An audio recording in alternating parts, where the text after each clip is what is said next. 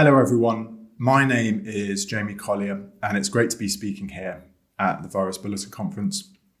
One of the things that actually got me really interested in pursuing a career in cyber threat intelligence was reading some of the Virus Bulletin Conference papers from a few years ago. So it almost feels like I've come full circle here, but delighted to be speaking. I'm a cyber threat intelligence consultant at FireEye Mandiant. The majority of my time is spent briefing organisations on the threat landscape, as well as helping them to develop their intelligence capability. Effectively, that means improving their ability to implement and use intelligence in productive ways. However, I do want to give a shout out to Digital Shadows, my former employer. I was working at Digital Shadows when I initially submitted for this conference, and a lot of my colleagues at the time provided really valuable input in shaping some of the ideas in this presentation. Now today, I'm going to be imagining the rise and fall of the CTI industry over the next decade. And this is going to involve backcasting. Now this is an analytical technique that involves imagining or establishing an imagined future scenario and then moving backwards in time to understand what could have caused that outcome. Now, it can be used for a variety of purposes. We can have a lot of creative freedom about the future scenario, which can be either realistic or completely ridiculous. We could apply it to best case scenarios or worst case scenarios. Ultimately, the actual future scenario doesn't matter too much. So a good example would be that a Fortune 500 company imagines in 5 years' time it becomes the market leader. The focus isn't really about them being the market leader in that kind of 5-year period. It's actually working backwards to figure out what are the policies and the strategies that they implemented to make sure that they were that market leader. So it's really about reflecting on an imagined scenario, but about what could have caused that to occur. So in that sense, it's completely different to forecasting. With forecasting, we're trying to accurately predict the future. We're looking at the data that we know today and trying to extrapolate from there, realistic trends. Backcasting, we don't really care too much about the accuracy of that scenario. It's more about that reflective and creative exercise of thinking what could have caused that to occur. I think it's got a lot of untapped potential in cybersecurity. Now, in some regards, we already do this. We already imagine future kind of network intrusions when we think of some of those tabletop exercises. However, they are more intended as a means to test current capacity, current preparedness. I think backcasting takes a slightly more strategic approach. Imagine something maybe a bit further down the line with the intention not to test immediate capacity to respond to a crisis, but more think about what could have caused that certain scenario to occur, allow organizations to identify either kind of variables, policies, strategies that they might want to implement, or be aware of ones that they might want to avoid. I think the other reason that I say that this is a good communication tool, or the reason I think it's got a potential for cybersecurity, is because of that communication benefit. When you're creating an imagined future, when you're reflecting on the sort of things that could have caused that imagined future, it can be a very kind of emotive experience, but it can also help to really kind of get participants to visualize in a kind of useful way. So I think all those reasons, it can really be applied to cybersecurity quite effectively. Now, I'm not the first person to argue this. I've stolen this slide from Robert Dartnell's SANS CTI Summit talk in 2017 that I'd encourage all of you to take a look at. And what Rob does here is he imagines a pharmaceutical company that experiences a significant data breach, which ultimately leads to a fall in share price and ultimately the collapse of a merger. Now, what I really like here is the way that Rob has blended the business outcomes that you can see on the right, if that's around media coverage, the merger, the messaging strategy. It's blended all of that with a much more operational viewpoint of the network intrusion itself. And you can see he's even dug into what the entire attack lifecycle might look like. So this is a really good example where we can use intelligence here to really bring some color to what a network intrusion might look like. And in fact, in a kind of separate example, you could see security functions using backcasting to imagine that they experience network intrusion from a threat actor that poses a relevant and viable threat, and then thinking actually in terms of that attack life cycle, what were the kind of likely TTPs or attack vectors that would have allowed that network intrusion to be successful. And I thought that since this year hasn't really been gloomy enough already, I thought we would ramp it up a little today. So I thought, what if instead of applying backcasting to a cyber attack, what if we applied it to the demise of the CTI industry itself? So what I want to do is really go through the 2020s and understand what happened, what caused that demise at the end.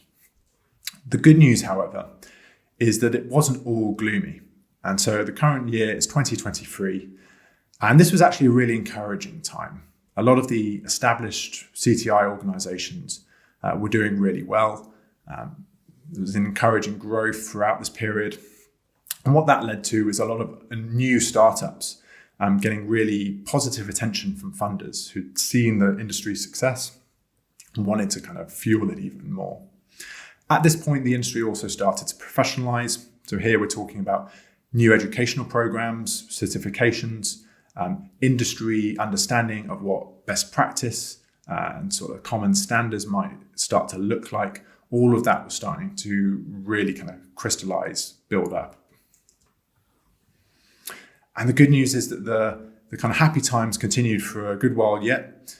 This was 2025, which was really my favorite time and what I call the champagne years.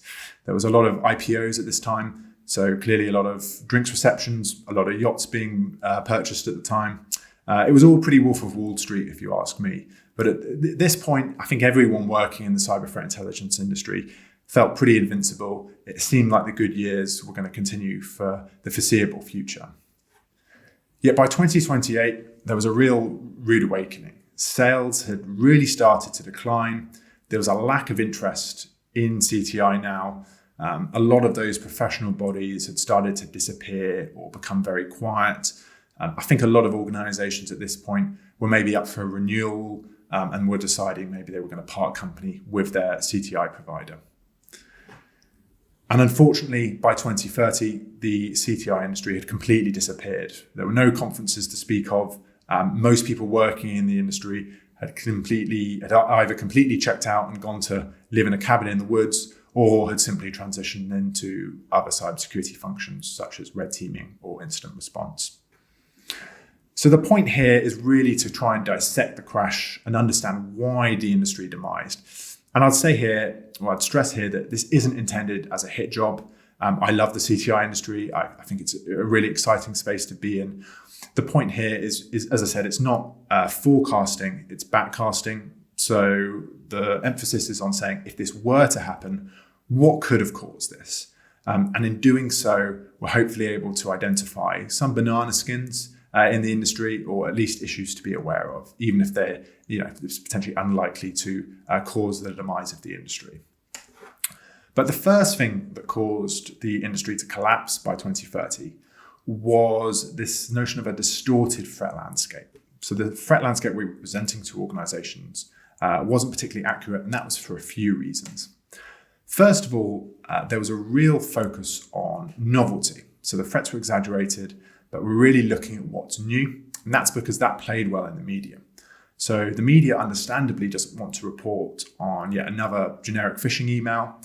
They're interested in something that's a bit unique. But that meant we placed too much premium on novelty. So whether that was deploying flashy zero-day exploits or using maybe kind of some niche MITRE attack techniques that aren't used too often, that really gained a disproportionate amount of attention. Of course, it was important to kind of do a bit of horizon scanning, look at these kind of novel attack vectors, but because of that media angle, we placed far too much of a premium on those kind of new areas. The second area, or the second kind of reason that the threat landscape was distorted, was due to those fear-based narratives. CTI pitches frequently overemphasized the threats posed to prospects. And this became an increasingly dated view, because I think most organizations by 2020 had started to take cybersecurity very seriously indeed. They didn't necessarily need someone stoking those fears anymore or kind of helping them to wake up to the threat. I think that kind of process had already started to happen. Finally, the threat landscape was also distorted by analysts' own pet interests. Now, I think it's something that makes the industry great is just how much passion there is, how many people are pursuing things that they're interested in, And this should all be encouraged. It's all really exciting. However, there is always that risk that it kind of distorts the threat landscape in a way. There's a lot of people interested in very specific issues, whether that's the geopolitical nexus, maybe it's very kind of niche technical areas. We want to be looking at those, but we don't want to exaggerate their threat just because we're interested in them. We want to be much more objective. Skipped a slide there. The second reason that the industry collapsed was because intelligence teams were really operating in isolation. So by 2030, CTI teams were largely siloed from other cybersecurity processes. They typically operated almost as a standalone function. So we'd have these really well-written threat intelligence reports that would be produced on a variety of topics. But the audience of these reports wasn't ever really clearly formulated. It was almost intelligence for the sake of intelligence.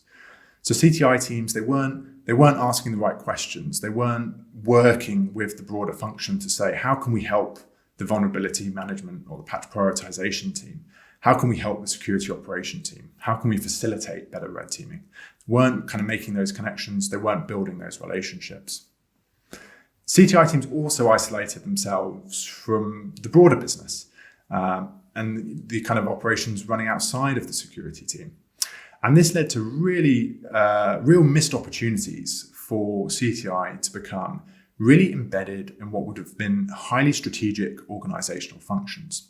So you might, for instance, have a risk management team that's exploring everything from the outlook of entering a new market to the hazards of outsourcing manufacturing to a new country. But those kind of broader risk management teams weren't even aware that their organization had a CTI function. Finally, CTI had a dismissive and almost snobby culture. I think if you didn't really understand cybersecurity too well, if you're maybe a kind of senior executive, you were kind of dismissed. It was kind of seen that you had to have this quite high bar to actually engage with CTI. A lot of those kind of questions, more generic questions, were kind of treated as if it was below the CTI team when they were kind of presented to them. The third reason that the industry collapsed was due to a talent shortage. And it really became clear by 2030 that the industry had failed to overcome the industry's kind of chronic skill shortage, if you like. Now, this had a dramatic effect both on the work being produced. So without enough people, under-resourced CTI teams inevitably missed warning signals, made mistakes, took shortcuts, for instance. But secondly, the skill shortage also took a really heavy toll on those working within the CTI industry. So if you're an overstretched analyst, you maybe struggle to maintain a work-life balance, maybe not getting enough sleep, you're working weekends, you have this kind of ever-growing pile of intelligence requests. And actually a 2030 study found that the skill shortage was one of the most significant, yet potentially underestimated and under-discussed contributors to both burnout and mental health issues within the cybersecurity industry. Now, this talent shortage was really caused by three different factors. First, recruitment was based solely on technical disciplines. It was really kind of looking at who actually understood cybersecurity at that technical level. The industry didn't have a wider aperture when recruiting, narrowed the pool of candidates, also meant that the quality of the work being done was quite kind of narrowly focused. Second, the private sector was too passive in fostering talent. So there was a lot of calls for governments to introduce new cybersecurity degrees and apprenticeships, improve school curricula to make sure that cybersecurity was included. And all of those are certainly important initiatives, but the private sector kind of failed to take any ownership over this skill shortage. They kept recruiting for positions that required, say, 2 to 3 years experience. They weren't willing to, say, take on entry-level candidates and actually teach them some fundamental skills. Finally, there was a lack of support for non-profits in academia, many of which are really important contributors to helping new talent get involved in the industry. Finally, there were a few market conditions that led to the demise of the industry. Ultimately, as the industry grew and more CTI vendors got involved, it became a more crowded marketplace. This narrowed margins, made it more difficult to compete. There was also a rise of vendors across the globe. We started seeing CTI shops pop up in places like South America, more in the Middle East, Southeast Asia, India, etc. And what we actually found is that these vendors had different kind of telemetry, a different perspective, and a lot of organizations really liked that. It really resonated with them that they had a different perspective that yielded different kind of insight that they found really useful. I think finally, we also saw a rise of specialist firms during this time.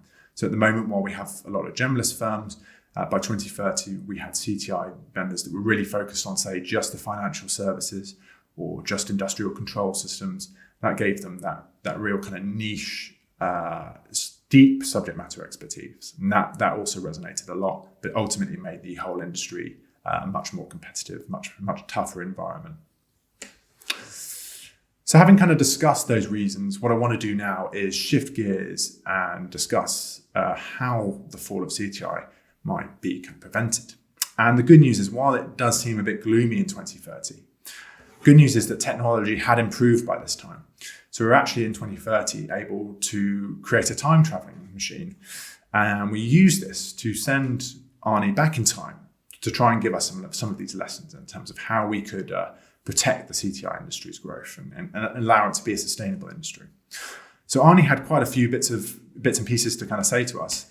But the first thing Arnie suggested is that he made, for us to all make sure that in the intelligence products we produce, that we provide really practical advice.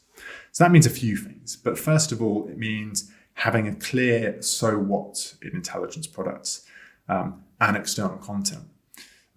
So really kind of focusing on why this matters. If it's, say, an analyst's pet interest, that's great. But how does that translate into an organization's cybersecurity function and the concerns that they're kind of thinking about? So this kind of content really helped to gravitate discussion in a kind of client or a stakeholder's kind of context, for instance. And I think one way to do this was providing really clear practical advice and actionable steps. So that fear-based narrative had got a bit kind of dull, but actually if we were able to provide practical advice, whether that's mitigation steps, other kind of bits and pieces that organizations should be thinking about, that became a much more interesting and useful call to action rather than kind of promoting fear, uncertainty, and doubt. I think related to that, there was that real need to provide perspective over panic. And what I mean by that is that there's really just no shortage of different threat vectors that organizations, might feel they need to worry about. Yet between, say, phishing on the one hand and AI-enabled offense, there's all these different attack vectors, but they pose significantly different threats. And something like AI-enabled attacks might seem really interesting, but actually it's phishing that presents the real concern for almost every organization. So being able to provide that perspective and actually sort through the noise to identify what are the key threats, that was really important. And related to that was that willingness to actually downplay threats. So organizations were increasingly not particularly interested in the 200 threats that they might need to be worried about. What they were actually interested in and what are the most important 5 or 10 things that we should be doing based on the kind of the threat landscape and the relevant threat actors' activity.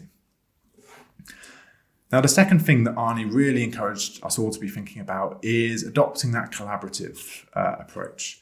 So I've already discussed this, but CTI should be applied across a cybersecurity function and also aligned with a broader business strategy. And I think the key here is to really make sure that CTI is integrated and overlaps with all those different areas. So it's kind of part of incident response, it's part of red teaming. The intelligence is feeding into those areas. It's feeding into prioritizing different vulnerabilities, for instance. And if it's got that overlap, and if the distinctions between, say, CTI and other components of a cybersecurity function become blurry, that's actually really good news. And it means that CTI is kind of informing those processes. The other thing Arnie said on this collaborative approach is to integrate feedback effectively, but also view the process as a two-way street. So I think in the short time that the CTI industry has been around, it's really excelled at developing, really nuanced, well thought out reports that have all sorts of detail. But actually, we're not doing too much of actually understanding if if our intelligence stakeholders are actually consuming that intelligence in useful ways. And that means that intelligence capability development is a huge issue and one we really need to start prioritizing. But on this, the real experts when it comes to threat intelligence are the analysts, are those CTI teams themselves. So when it comes to feedback, yes, we want to consult stakeholders, understand their concerns, understand where they think that intelligence products could maybe be improved, but also shouldn't be afraid of providing feedback on what those stakeholders could do themselves to actually improve their ability to consume and utilize intelligence. Another thing that Arnie suggested was to embrace intelligence as an educational tool. So of course this means engaging with intelligence consumers, really listening to the sort of things they were interested in, and making sure that intelligence kind of fits their use cases. But it also means striving to create a more approachable atmosphere. And part of that means, adopting that kind of no stupid questions approach. And I previously spoke about how the CTI industry can appear a bit snobby. And I think it's really important that we kind of get beyond that kind of culture. I see a lot of people, they make kind of jokes about people that think, say, blockchain or AI, pose these really scary threats. Now, that's fine when it comes to kind of potentially bogus or questionable marketing that kind of really ramps up fears. But actually, when it comes to someone that's maybe just a little bit ignorant about cybersecurity, and they've maybe read an article that does kind of stoke fears, that's actually not anything to laugh at. That's someone that we wouldn't expect necessarily to know a lot about cybersecurity if it's, say, an executive. There's not actually anything particularly funny about that situation. And what we want to make sure is that we're actually really helping those people. We're guiding them through the threat landscape, helping them to understand maybe this isn't such a big issue.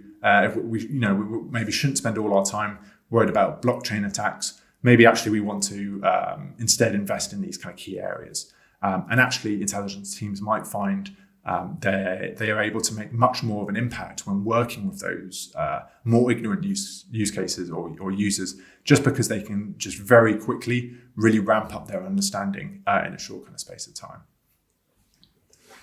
Finally, it's going to be vital to build that pipeline. So I've already spoken about a lot of this. It's about training talent internally. It's embracing that variety of skill sets. So if you want to be an accountant or a lawyer, you can you can go and do English literature or geography or biology as your undergraduate degree, and then kind of transition into those career paths. I think the same should be said of cybersecurity. We should have that kind of wider aperture when we come to recruitment. And that, of course, does mean that we're willing to kind of provide a bit more support for those entry-level positions. I think the other thing here that's maybe not considered enough is around career path transparency. And that's because if I did want to be an accountant, a lawyer, a banker, say I was a university student, I could go to a career guidance counsellor and say, I'm interested in these career paths. And that guidance counsellor would be able to provide all sorts of different PDFs or career guides on how to get started in banking, etc. Now, if you go to a career guidance counsellor and say, I want to be a red team consultant, I want to be a CTI analyst, you're probably going to get a very confused look on the behalf of that kind of career guidance counsellor, for instance. So that means there isn't that broader information about how to get started in CTI. There isn't an understanding of how these career paths work. And that's partly because they're immature right now and they're not clearly formulated. But I think one thing that organizations can do is actually provide a lot more resource on their blogs, develop white papers that suggest the sort of things that students, aspiring CTI analysts could be doing, what's been useful, what are the sort of things they're looking for. And that just creates that level playing field. It makes it easier to get into the industry if you're aware of the sort of skills that you need. So I want to finish on a few points. Now, clearly, I don't think the industry is about to collapse. And I have taken a bit of creative freedom here with that kind of demise scenario.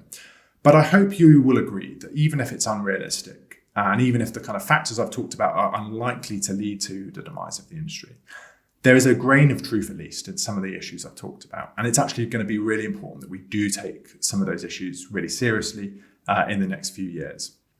And I think a part of this is to do with CTI being quite a young industry.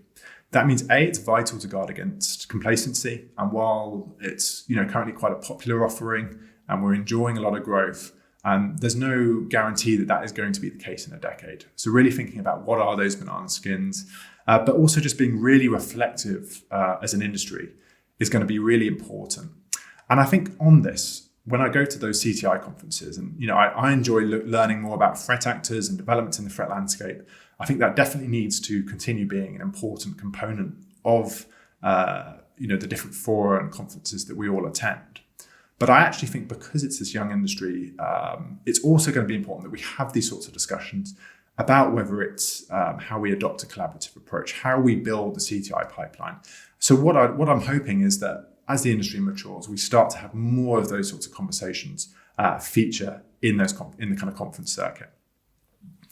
Another important point is that a few bad apples can spoil the barrel. And what I mean here is that it only takes a few CTI vendors to maybe stoke fear or have that snobby attitude, all those sorts of problems I've maybe discussed.